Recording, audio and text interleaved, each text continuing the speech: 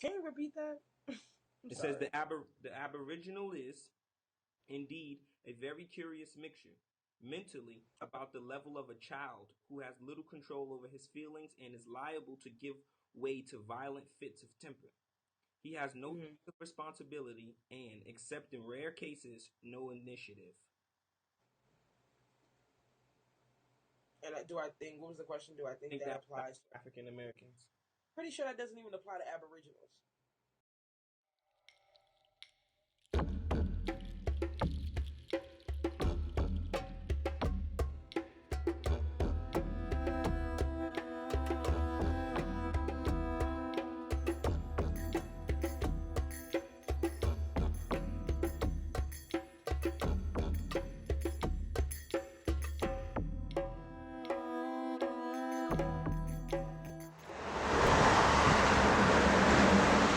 My name is Jamal Perry Young, and I'm a student at Old Westbury University.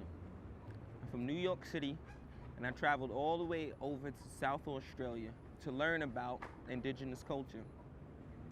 Indigenous history and Indigenous people are pretty much mysterious to us in America.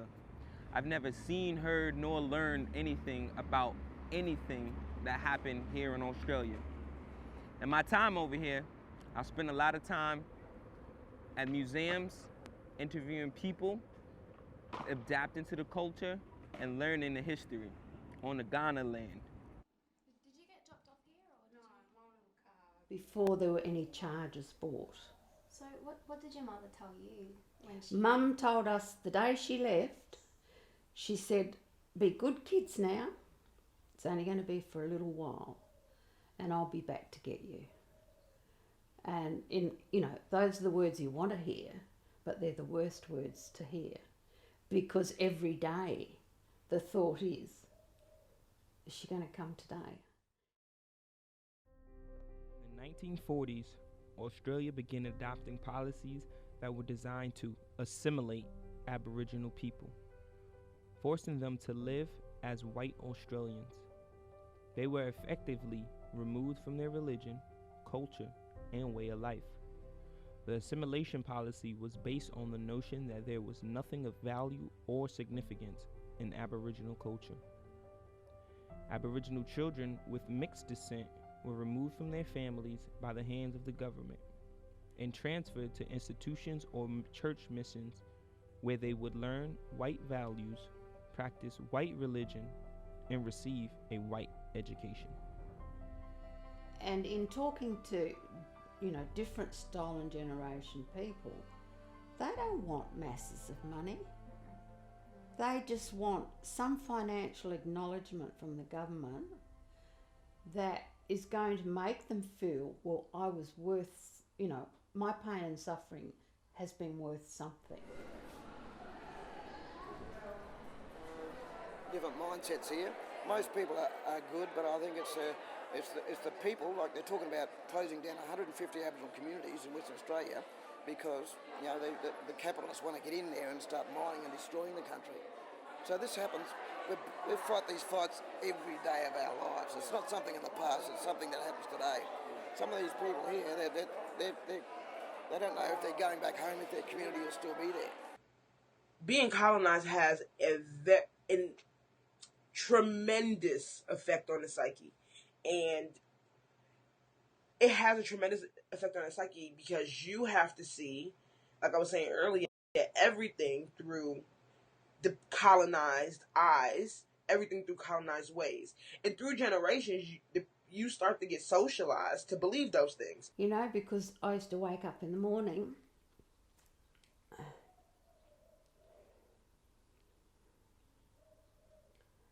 and I used to think that today will be the day when Mummy will come.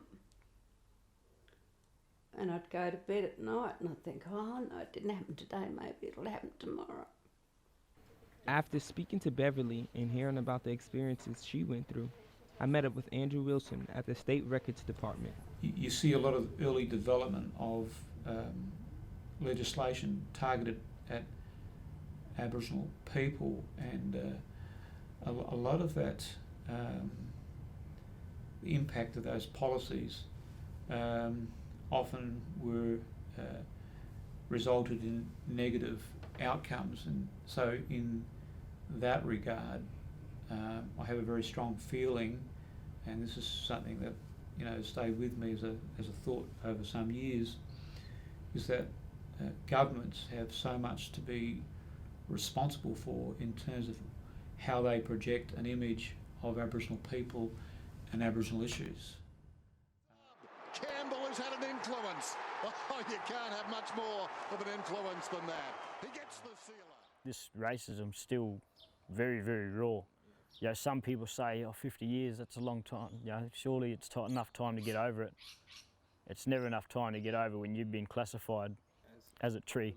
Human. Yeah. Do you feel like they belittle Aboriginal players or people in general? Yeah, any Aboriginal that stands up and speaks, whether it's in Parliament, as soon as they say something, it's you know, sort of back in your box mentality.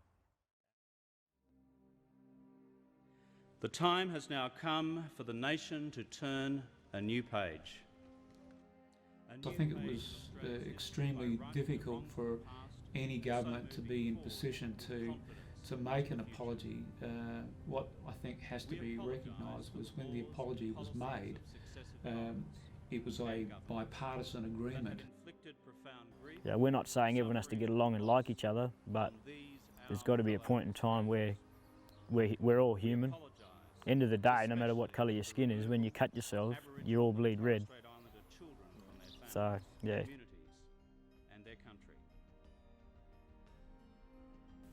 I feel like Australia is like a diamond in the rough, because through all of their turmoil and through all of their craziness, they grow, still learning from previous mistakes. And I think Australia is more open-minded than America in the sense of the people. They acknowledge the people that were here, and in America, we are a long way from that.